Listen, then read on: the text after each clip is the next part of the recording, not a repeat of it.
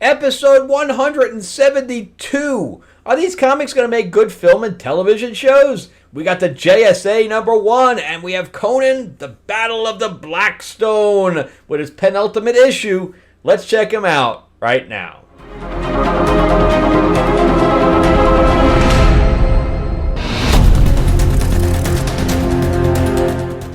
Welcome back to the channel, everyone. Thank you so much for spending time with me as we rant about movies, comic books, and television shows, as well as the occasional board game. I am your host, Frank Zanca. I'm an award-winning screenwriter, novelist, and comic book writer, as well as a filmmaker.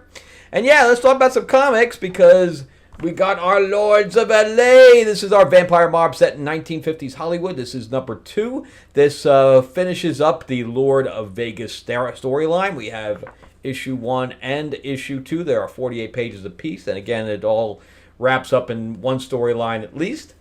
And yeah, so these are just coming out right now. I just got the order in, so if you'd like one, let me know. Just go into the comments section and let me know if you guys want one, and then I will reply to that and get your address and things to that effect. All right, it's got vampire action, blood, sex, gore, everything you possibly want in a vampire comic. Plus, I've connected with Moonstone Books, so if you've ever heard of Timothy Zahn, he is the creator of Thrawn. He, along with Kevin J. Anderson and a bunch of other writers that have written Dune and X-Files and all this other stuff, they are all come together to do an anthology of Green Hornet and Kato. So we are going to be running a Kickstarter on that.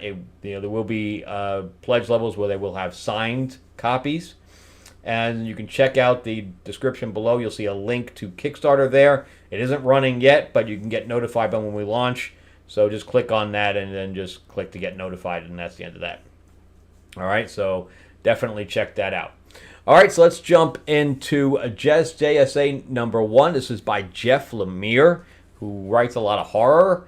But I really like Jade. Jade is the daughter of Alan Scott, who was the original Green Lantern, created by Marty Nodell. They have since made him gay and kind of really leaned into that. But apparently he wasn't at one time, because Jade is his daughter. And when she was born, or whatever else, I guess she was born with the powers of the ring already, as if while he was wielding the ring, it went into his genes, which then he transferred to her. So she doesn't even have a ring, but she has Green Lantern powers. And we also have Wildcat. And if you've seen like the Stargirl TV show, this has a lot of that. A lot of those characters are in here. But there's the Flash, Dr. Midnight, Obsidian, and Hourman, all that stuff. But I guess the older characters disappeared, and they have no idea where they went, so the younger characters are trying to find them. We start out with showing the older characters of the Flash, Dr. Fate, Alan Scott, Green Lantern, etc. And then we switch into, I guess Jade is leading. But you can see Dr. Midnight down the bottom, and you can see Stargirl. Stargirl's not in here, though. But I thought the artwork was a little strange. So it goes into the Absolute Power thing, which I did not collect. And then we switch over to Bob and Jay here. I don't know what these guys are doing. I don't know. It's all kind of part of Cobra. And Obsidian puts, creates a little skeleton, scary character, which tends to attack them. They're looking for information on Cobra, and you would think that's G.I. Joe, but it's not. It's Cobra with a K. And he tries to commit suicide, and he's like, "I'm not telling you guys anything. You get anything out of me." I like how she kind of looks like She-Hulk there a little bit. And then we're sitting around the JSA table, but those are all of the younger characters that have kind of inherited the mantle, including Jesse Quick. Again, I thought the artwork was only okay, but they're not only trying to figure out what's going on with Cobra, but they're also trying to figure out what happened to their mentors at the same time. And again, we have the female Wildcat, again, from the TV show. the same type of thing. But I guess also that Rick, Our Man, the new Our Man, was having some kind of relation with Jesse Quick. He's like, baby, come on. I didn't mean it. I didn't mean any of it. And she's like, you could trust me. She's like, you're going after people without telling me. He's like, I don't have to get your thing, your permission. But anyway, so we have, I forgot who was in the coma here, but Dr. Midnight is the girl is trying to figure out how to get him out. Because this is also taking a shot off from Absolute Power that I didn't collect. So I really don't know some of the things that are going on. But then we switch over to Hawkman and Hawkgirl in this other world where they're trapped. Again, that's where they kind of went into this other world. And we have the Dr. Fate, which I think is strange because he's like wearing sneakers because he's a kid. But there's the original, Wildcat, and Alan Scott's there, and the Flash is trying to find an exit. I'm not sure if I like the Alan Scott with the beard. Not really. But anyway, so he's trying to keep up this force field, and he's losing it. And the force field finally goes down. He's like, no! And then all of the creatures start coming in through the force field. They're like, this is a bad thing. We should have to do something about this. So, yeah, so then we get this thing where Obsidian is not really Obsidian. It's this other dude, which I think is a really nice kind of a twist there. So they have their own Justice Society, the Injustice Society, they're calling it. And these are all the villains that popped up there. And so he's infiltrated them as playing Obsidian. So really good stuff there. I like it. I don't know what's going on, but I like it.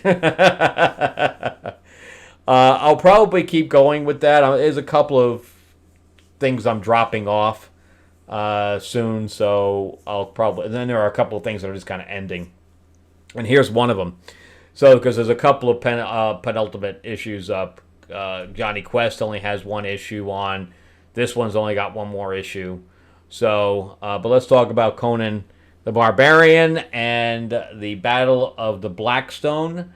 This is by Jim Zub. So this is all the Robert E. Howard. He's the one who created Conan, but it's all of his creations all together. And they have no problem wiping these guys out because it's like half the people are dead already. So it's Solomon Kane is in this. And I forgot the girl's name, the French girl, but there's a few others. And then Brissa comes back from the very first Conan storyline, which was like last year. And we all wondered what happened to her, and she's popped back up, and now she basically says what happened. So they have a nice little thing. But they're being hunted by this creature of the Blackstone who can jump through time. And it can kill them in any time. So if they're younger or whatever, it wipes them out. But, of course, it changes time. Oh, there it is. Black Agnes. There you go, and Solomon Kane. But Black Agnes and Solomon Kane are having a conversation where she's just like, yeah, I'm over this. But they're having a conversation about France because Solomon Kane ends up speaking French and spends some time in France, and she's impressed with all that. But they're like trying to figure out what to do. And we have these other two guys that are, basically like supernatural hunters. They were created, of course, back in Robert E. Howard's time, which is, I think it's the 1920s, 1930s when they were created. So, yeah, so they were one of the first. And I read the back about how they were created. And, he was trying to do some stuff like Lovecraft, and he was, like, borrowing from that. But anyway, so ends up being this spire, which the ghost of the writer is leading them to. And the guy with the glasses goes kind of bonkers, and he starts seeing visions, and then he pierces his own hand with it, which is kind of calling to the monster. And he starts seeing flashbacks of those two together, of a fire that they were escaping from, and the monster appears there. And Conan's like, I got to do something. So he's like going to cut the arm off of the guy who's trapped in that vision. The monster's coming to him. He gears up, and the other guy, his partner's like, no, no, no, don't cut his arm off. Don't cut his arm off. But I guess he does anyway. The monster's about to get him, and he cuts his arm off too late, I guess, and he's just destroyed. So we have another guy that's now gone, and his arm is still attached to the altar or whatever. And Solomon Kane's like, what the hell's going on? What are we going to do? And then Black Agnes is like, screw this. I'm going to finish the sigil, and I'm calling the monster to me, and I'm going to face him one-on-one. They're like, no, don't do that. And he comes up out of the ground, and Conan takes the brunt of it and falls, and he's hurt. So he's kind of out of the battle now.